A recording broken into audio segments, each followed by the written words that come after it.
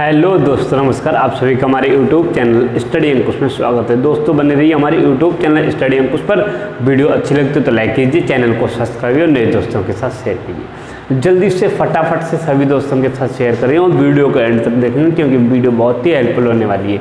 Math के 15 question आते हैं दिल्ली पुलिस में, जिसमें कि मैं एक वीडियो में 10 क्वेश्चन कराने की कोशिश करता हूं और बहुत ही इजी और सिंपल तरीके से कराने की कोशिश करता हूं। तो वीडियो एंड तक जरूर देखिएगा, ठीक है।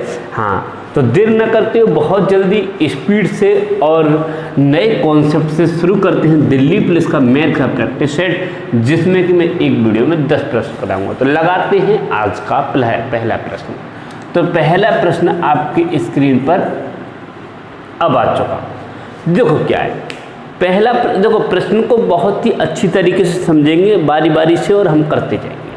क्या है? दो संख्याओं का गुणनफल 9375। देखो, दो संख्याएं हैं, मान लो एक x और एक y, इनका गुणनफल कितना है? 9375 है। यही कह रहा है, दो संख्याओं का गुणनफल जो है वो 9375 है, तथा बड़ी संख्या छोटी संख्या से भाग देने पर बड़ी संख्या को छोटी संख्या से भाग देने पर भागफल 15 है। भागफल कितना है? 15 है। संख्याओं का योग बताइए, यानी x प्लस वाई इक्वल टू हमें बताना है। क्वेश्चन समझिएगा, बहुत ही अच्छा क्वेश्चन है। क्वेश्चन को करते जाएंगे, साथ साथ पढ़ते जाएंगे और साथ साथ करते जाएंगे। यानी कि दो संख्याओं का गुणनफल 9375 है। बड़ी संख्या को जब छोटी संख्या से भाग देते हैं तो 15 आता है, और x प्लस वाई की वैल्यू बताइए। अगर मैं यहाँ से कोशिश करूँ तो x इक्वल टू 15y मान सकता हूँ, बताइए। जब x इक्वल टू 15y मान सकता हूँ तो x की वैल्यू 15y रख सकता हूँ इसमें। तो देखो, 15y into y equal to 9375, y square into 15 equal to 9375, और वाई स्क्वायर इक्वल टू 9375 बटे 15। 15 छक्का 90, 15 दूनी 30 और 15 पंजे 75, यानी कि वाई स्क्वायर बराबर 625। तो वाई इक्वल टू हो जाएगा, ये कितने का स्क्वायर होता है? 25 का। 25। वाई की वैल्यू कितनी होगी? वाई की वैल्यू कितनी होगी? 25। यहाँ से अगर मैं कोशिश करूँ, वाई की वैल्यू 25 है तो x की वैल्यू कितनी हो जाएगी? x बराबर 15 गुणा 25। तो x बराबर कितने? 15 पंजे 75, हाथ से लगे साथ, 15 दूनी 30 और 7 37। x इक्वल टू हो गया 375। x इक्वल टू 375 और y इक्वल टू 25। तो x प्लस वाई की वैल्यू पूछी थी हमसे, तो कितना हो जाएगा? x की वैल्यू कितनी है? 375, और y की वैल्यू 25। तो कितना हो जाएगा? 25 और 75 400। बताइए, ऑप्शन नंबर दिया हुआ है इसमें। हाँ, ऑप्शन नंबर 400 सी ऑप्शन दिया हुआ है, ठीक है। हाँ, सी ऑप्शन इसमें दिया हुआ है। और देखो, सभी लोग जरूर कमेंट करेंगे इसका आंसर क्या है, ठीक है। हाँ, साथ ही साथ करते भी जाएं। जब आप करेंगे तो आपका रिवीजन बढ़ेगा, ठीक है। अब क्वेश्चन लगवाते हैं दूसरा। देखो, किसी भी प्रश्न में देरी नहीं करेंगे। प्रश्न में दूसरा लगवा दिया है, कोशिश कीजिए और इस प्रश्न का आंसर कमेंट बॉक्स में प्रत्येक का आना चाहिए। अगर आप वाकई दिल्ली पुलिस की तैयारी कर रहे हैं तो कमेंट बॉक्स में इसका आंसर दीजिए। सभी का कमेंट बॉक्स में आंसर आना चाहिए। जब सभी लोग कमेंट बॉक्स में आंसर देंगे तो हमें भी लगेगा आप वास्तविक ही दिल से दिल्ली पुलिस की तैयारी कर रहे हैं। अन्यथा मुझे तो लगता है जो भी कहीं भी पढ़ रहे हैं और आंसर नहीं देते, इसका मतलब आप फॉर्मेलिटी निभा रहे हैं, ठीक है। हाँ, देखो दूसरा प्रश्न क्या है। दूसरा प्रश्न दिया हुआ है, मान लीजिए n वह बड़ी से बड़ी संख्या है जिससे 1305, 4665 और 6905 को भाग देने पर प्रत्येक दशा में समान शेष आता है। n के अंकों का योगफल ज्ञात कीजिए।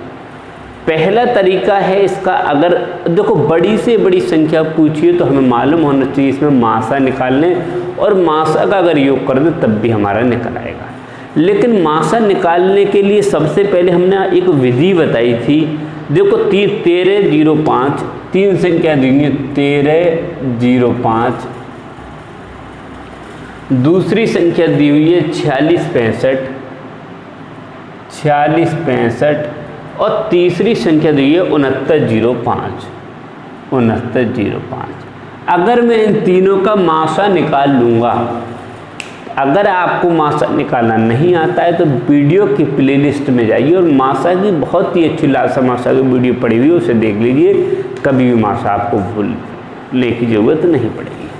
अगर मैं इन संख्याओं का मासा निकाल लूँगा और उसका मैं क्या करूँगा, अंकों का योग करूँगा, तब भी आंसर आ जाएगा। अब मासा निकालने की दो विधियाँ बताता हूँ मैं। सबसे पहले अगर मैं एक काम करूँ, छोटी संख्या से बड़ी संख्या को भाग दूँ या मैं अंतर कर लूँ। अगर मैं 4665 का अंतर करूँ 1305 का तो कितना बचेगा, और 6905 का अंतर करूँ 4665 का तो कितना बचेगा, और 6905 में अंतर करूँ 1305 का तो कितना बचेगा। सभी साथी जल्दी से कमेंट भी करते रहिए साथ साथ, और कमेंट करेंगे तो आंसर भी आपका आता रहेगा। देखो 4665 में से 1300 जब 5 घटाएंगे तो कितना शेष बचेगा, हाँ 3360, यहाँ बचेगा 3360। जब 6905 में से 4665 लेस करूँगा तो 2240, और 6905 में से 1305 जब मैं लेस करूँगा तो कितना आएगा 5600। कितना आएगा 5600। अगर मैं यहाँ से इसका भी मासा निकाल लूँ, देखो 1360 और 2240 और 5600 का मासा,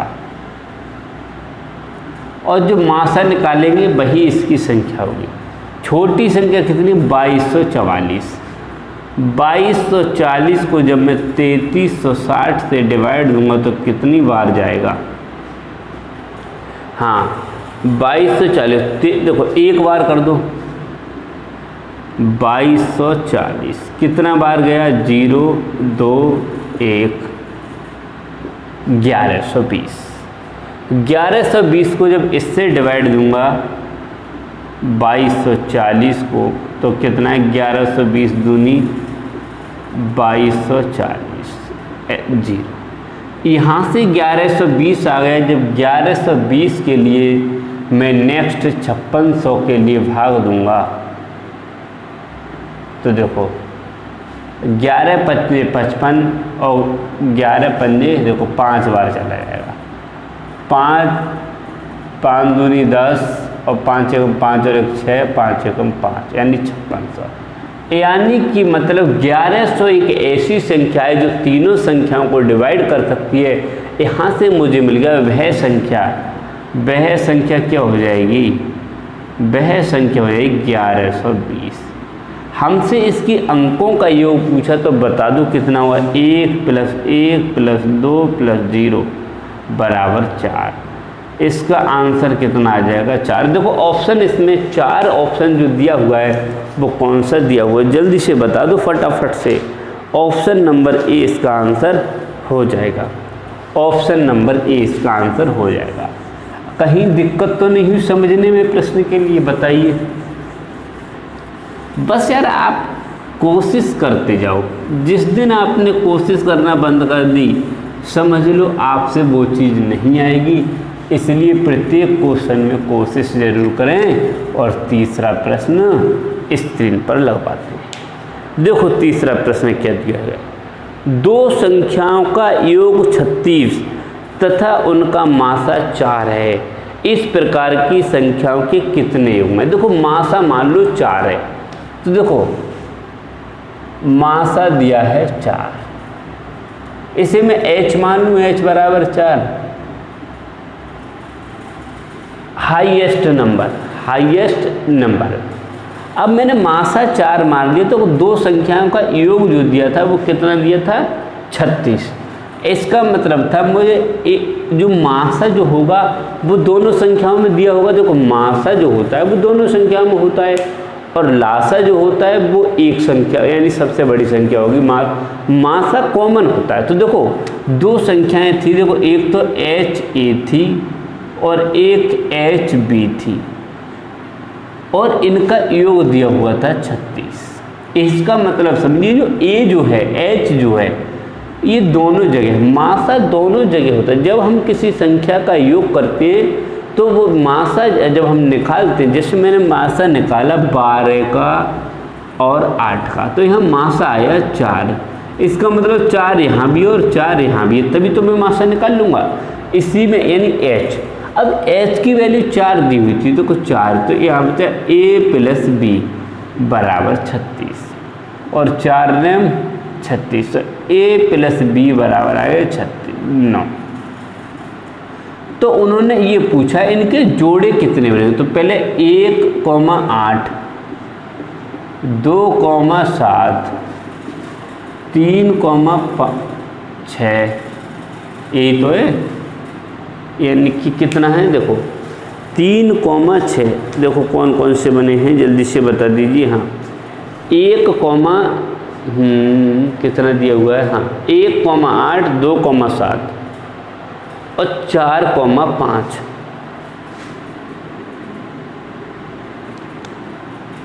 4,5 देखो 1,8 2,7 तो 4,5 ये 3 जोड़े बन गए और 3 जोड़े जो हैं यही, तो इसका आंसर कितना आ जाएगा 3 और ऑप्शन दिया हुआ है 3 दिया हुआ है। हाँ जल्दी से फटाफट से आंसर लगा दो, आंसर बहुत अच्छे अच्छे आ रहे हैं। ठीक है, हाँ देर मत कर दो। आपने जिस देर कर दी तो समझ लो बहुत बड़ा हो जाएगा, इसलिए देर मत करो। 3 प्रश्न हो गए।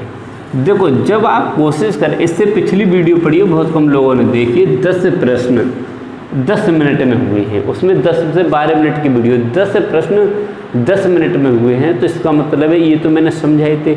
अगर आप खुद करेंगे तो मैं उम्मीद करता हूँ वो 10 मिनट नहीं 5 मिनट लेंगे। ठीक है, बस करने का तरीका होता है अपना अपना।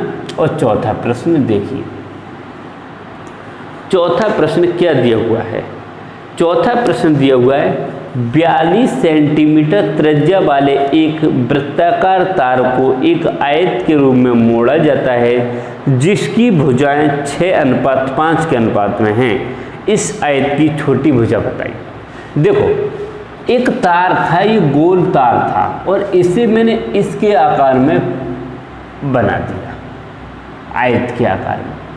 तो उन्होंने एक बात कही है, क्या कहा है कि इसकी जो त्रिज्या दी हुई है, तार की त्रिज्या 42 सेंटीमीटर त्रिज्या वाले, तो ये इसकी त्रिज्या दी हुई है। आर की वैल्यू कितनी दी हुई है 42 सेंटीमीटर। अगर मैं यहाँ से इसकी परिधि निकाल लूँगा, चारों तरफ की परिधि का मतलब है तार कितना बड़ा है। अब जितना बड़ा इसकी परिधि होगी उतनी बड़ी इसकी होगी, कुछ अंतर तो होगा नहीं। क्यों? क्योंकि अगर मैं तार इतना बड़ा निकाल लूँगा तो इतने बड़े से तो ये आयत बनेगा। तो परिधि का फॉर्मूला होता है, क्या होता है, परिधि बराबर होता है 2πr। 2π की वैल्यू 22/7 और r की वैल्यू कितनी हुई दी हुई है 42। 7 × 42, 6 दूनी 12 और 12 की 12 दूनी 24 और 12 दूनी 24 और 2 26। ये सेंटीमीटर हो गया 264 सेंटीमीटर। अब परिधि इसकी ये दी हुई है, परिधि ये दी हुई है, देखो कितनी। अगर मैं यहाँ से इसके चारों तरफ का अगर क्षेत्रफल निकालूं तब भी वही आएगा। देखो अगर इसका आयत का क्षेत्रफल क्या होता है 2 × L + B, 2 × L + B 2। और देखो लंबाई और चौड़ाई का अनुपात, देखो लंबाई और चौड़ाई का अनुपात कितना दिया हुआ है, देखो आयत की लंबाई और चौड़ाई का अनुपात कितना दिया हुआ है 6:5। ये 6:5 में दी है। अगर मैं इसे 6x और 5x मान लूँ, कोई अंतर नहीं। तो इसे कर लो, देखो 2 × 6x प्लस 5x बराबर 264। 6 और 5 11 दूनी 22x इक्वल टू 264। तो x इक्वल टू कितना आया 264 इक्वल टू 22। 22 एकम 22 बचे 4, 22 दूनी 44, यानी x बराबर आ गया 12। उसने ये कहा था छोटी भुजा बताइए, आयत की छोटी भुजा। छोटी भुजा ये 5 वाली होगी, तो देखो 5 गुणा x की वैल्यू 12, 12 पंजे 60 सेंटीमीटर होगी। 60 सेंटीमीटर छोटी भुजा होगी। बताओ कोई समझ में नहीं आया, कोई दिक्कत हो तो देखो, हमें सिर्फ क्वेश्चन को, फॉर्म को समझ लो और क्वेश्चन समझ में आ जाएगा। ये मैंने बहुत धीरे धीरे से प्रश्न करा रहा हूँ। कल थोड़ा स्पीड से, पिछली वीडियो स्पीड से डाल दी थी, इसलिए लोगों ने कम देखी है। ठीक है, हाँ, कोशिश कीजिए कि प्रत्येक वीडियो में आने की। ठीक है, हाँ, चौथा प्रश्न हो गया। अब बात करते हैं पांचवें प्रश्न की। पांचवा प्रश्न कीजिए। पांचवा प्रश्न स्क्रीन पर लगवा दिया। कितने समय में 1000 रुपये की धनराशि 10% वार्षिक ब्याज की दर से 1331 हो जाएगी? चक्रवृद्धि ब्याज प्रति वर्ष संयोजित होता है। देखो, पी प्रिंसिपल यानी मूलधन कितना दिया हुआ है 1000 रुपये। ए अमाउंट टोटल कितना हो गया यानी 1331। परसेंट रेट कितना है 10% के रेट से। तो हमें इसमें क्या बताना है, इसमें हमें समय बताना है। तो अगर मैं एक फॉर्मूले के हिसाब से चलूँ, दोनों तरीके से बताऊंगा। फॉर्मूला होता है A equal to P into 1 plus R/100 की पावर T। A की वैल्यू दी है 1331, P की वैल्यू दी है 1000 और 1 प्लस 10/100 और T की वैल्यु फाइंड करनी है 0 से 0। 1331 अपॉन ये 1000 यहाँ लिया है और ये 10 से कम 10 और 11/10 की पावर T। इसका मतलब मैं 11 की कितनी बार मल्टीप्लाई करूं जिससे कि 1331 हो जाए, और 10 की कितनी बार मल्टीप्लाई करूं कि ये, अगर मैं यहाँ पर इस T की जगह यानी कि इसे कर दूं मैं 11/10 की पावर 3 इक्वल टू 11/10 की पावर T। घातों की तुलना करने पर T बराबर है 3 वर्ष। कोई अंतर नहीं। अगर दूसरा आप ट्रिक के आधार पर चलोगे तो समझो, जितना भी दोनों, देखो चक्रवृद्धि ब्याज को ऊपर रख दो और मूलधन को नीचे रख दो और इसे कर दो, ये कितने का स्क्वायर है, ये 11 का क्यू है, ये 10 का क्यू। जितनी घात पावर होती है वही होती है 3 साल या 3 वर्ष, जितना होगा वही इसका आंसर हो जाएगा। समझ में आ गया? हाँ, बिल्कुल आ गया होगा। अब बात करते हैं नेक्स्ट प्रश्न की। ठीक है, हाँ, नेक्स्ट इससे अगला प्रश्न। ठीक है, अब फिर भी समझ में नहीं आ रहे तो भाई मैं क्या करूं? लेकिन जब तक आप कमेंट बॉक्स में बोलेंगे नहीं कि हमें ये दिक्कत आ रही है, तब तक मैं कुछ बता भी नहीं सकता। इसलिए अगर कोई दिक्कत हो तो कमेंट में ज़रूर बताइए। क्वेश्चन की बात करते हैं छठे की। छठा प्रश्न समझिएगा। छठा प्रश्न दिया हुआ है, एक लड़के ने अपने घर से 3 किलोमीटर प्रति घंटे की चाल से स्कूल जाता है। देखो, घर प्लस स्कूल। एक लड़का था, घर से स्कूल जो गया था यहाँ के लिए 3 किलोमीटर प्रति आवर की स्पीड से गया। ठीक, आगे उसने क्या कहा है, चलते जाता था, वापस 2 किलोमीटर यानी वापस स्कूल जगह 2 किलोमीटर प्रति आवर की स्पीड से आता है। ठीक है, यदि आने जाने में 5 घंटे का समय लगा हो, यानी कि आने प्लस जाने में समय बराबर 5 घंटे, तो दूरी बताइए, दूरी पूछिए हमसे, दूरी घर से स्कूल की दूरी। तो मैं कितनी मान लूँ? मान लो घर से स्कूल की दूरी माना घर से स्कूल की दूरी इक्वल टू x किलोमीटर। हमने एक फॉर्मूला पढ़ा है, समय इक्वल टू दूरी बटे 4।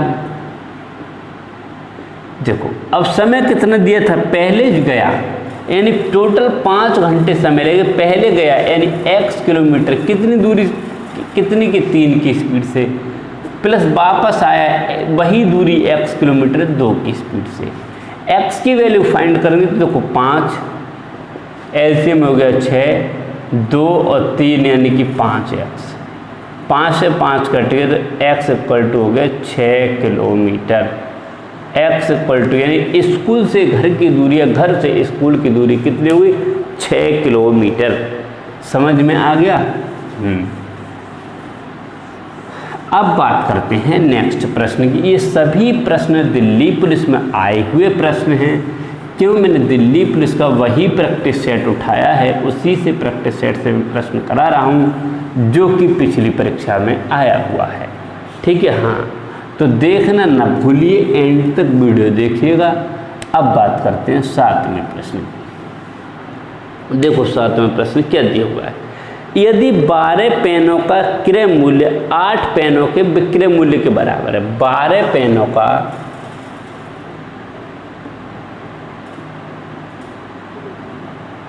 क्रय मूल्य बराबर 8 पेनों के विक्रय मूल्य के बराबर है।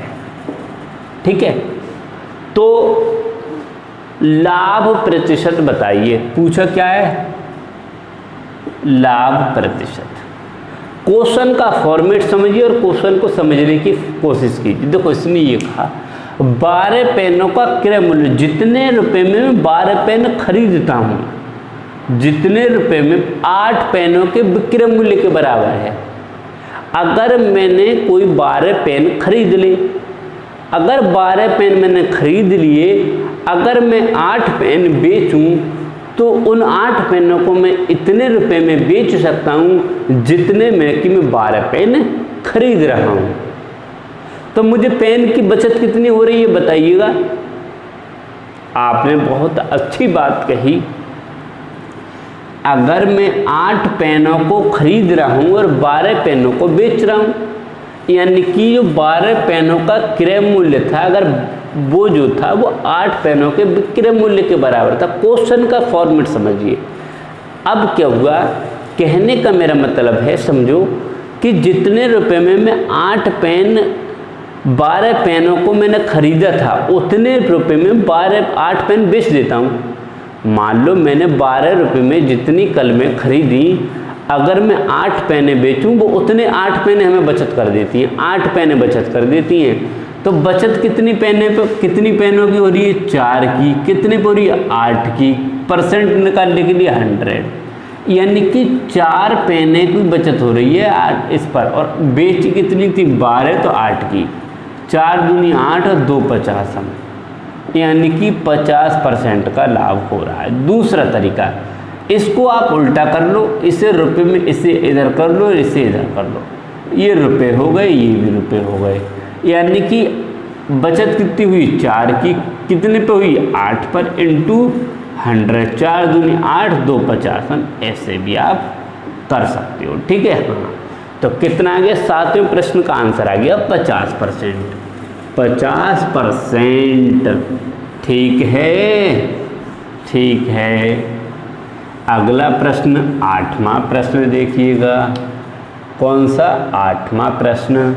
8वां प्रश्न क्या है, देखो 140 मीटर और 160 मीटर लंबी 2 रेलगाड़ियाँ क्रमशः 60 किलोमीटर प्रति घंटा और 40 किलोमीटर प्रति घंटा की चालों से 2 समांतर रेल पटरियों पर विपरीत दिशाओं में चल रही हैं। उन्हें एक दूसरे को पार करने में लगने वाला समय बताइए। देखो एक तो इधर से जा रही थी और एक इधर से जा रही थी, 2 रेलगाड़ियाँ जा रही थी पटरी पर। ये जो रेलगाड़ी, पहली रेलगाड़ी थी वो 140 मीटर थी, 140 मीटर, ये 160 मीटर थी दूसरी रेलगाड़ी। ठीक, पहली रेलगाड़ी जो थी वो 60 की स्पीड से जा रही, ये 60 किलोमीटर प्रति आवर की स्पीड से, और ये 40 किलोमीटर प्रति आवर की स्पीड से इधर को जा रही थी। तो देखो जब ये दो रेलगाड़ियाँ थी, एक यहाँ से यहाँ तक और एक यहाँ से, तो दूरी कितनी होगी? देखो यहाँ से लेकर के यहाँ तक की तो दूरी, दोनों रेलगाड़ियों की दूरी जुड़ जाएगी। तो देखो 40 और 140 160, तो देखो एक फॉर्मूला हमने आपको क्या पूछा है इसमें पूछा समय। तो समय बराबर एक फॉर्मूला होता है ट्रेन में कुल दूरी बटे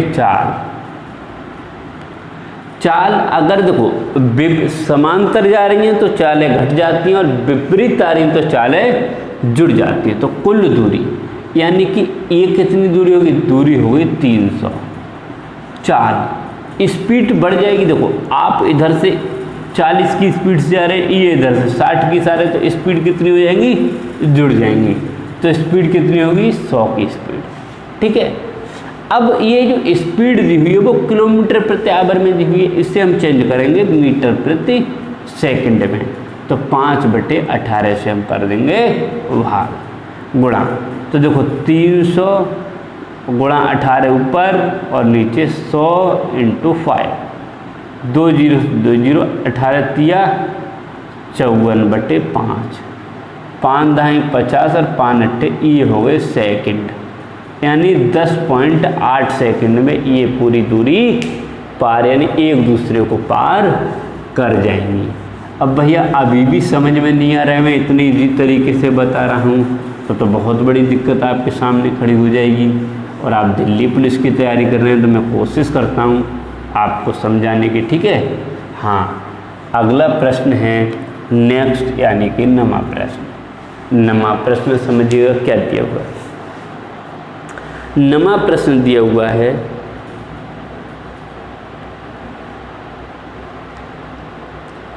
एक व्यक्ति ने 2 बकरियां 1008 रुपये में खरीदी। इनमें से एक को 20% की हानि पर तथा दूसरी को 44% के लाभ पर बेच दिया।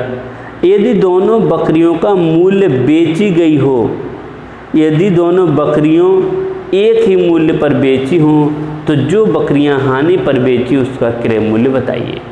हानि पर मान लो, देखो हानि पर बकरियां बराबर x, तो लाभ पर बराबर 1008 माइनस x। टोटल 1008 थी, तो देखो जितनी हानि पर बेची हुई बच्ची कुछ ही लाभ पर बेच दी होंगी। उसने क्या कहा है? दोनों बराबर रेट पर बेची हैं। इसका मतलब क्या है? खरीदी अलग अलग रेट पर थी, खरीदी अलग अलग रेट पर थी, लेकिन बेची जो है वो सेम रेट पर बेची हैं। पहली बात उसने कहा है, पहली जो x बकरियां थी वो 20% की हानि पर, यानी कि 100 की जगह 80 में बेच दी। आगे उसने क्या कहा है? बची बकरियां जो लाभ पर बकरियां बेची थी वो 1008 माइनस x, वो कितने पर बेची? 44% लाभ पर, यानी कि 144/100। 100 से 100 कट गए, कितने बचे? 80x equal to 1008 minus x equal to into 144। ये इसमें देखो ये कितना हो जाएगा? इसकी मल्टीप्लाई इस, देखो इसे ऐसे कर सकते हो, 80x इक्वल टू 1008 गुणा 144 माइनस 144x। ये इधर आके क्या हो जाएगी? ऐड हो जाएगी, इधर आके ऐड हो जाएगी, यानी कि 80x plus 144x equal to 1008 into 144। ये कितनी हो जाएगी जब जोड़ेंगे? तो देखो 224 हो जाएगी। कितनी? हाँ बिल्कुल हो जानी चाहिए 204, 8 4 12 224x equal to 1008 into 144। x की वैल्यू निकलवाई है तो 1008 इंटू 144 इक्वल टू 224। 224 ही बैठ रहा है बिल्कुल। हमसे बकरियों की संख्या पूछी, तो अगर मैं यहाँ से काटूं तो कितने से कट रहा है देखते हैं। 224 ही आना चाहिए। अगर 2 से काट लो यार, 2 एकम 2, 2 एकम 2, 2 दूनी 4, 2 सत्ते 14, 2 दूनी 4।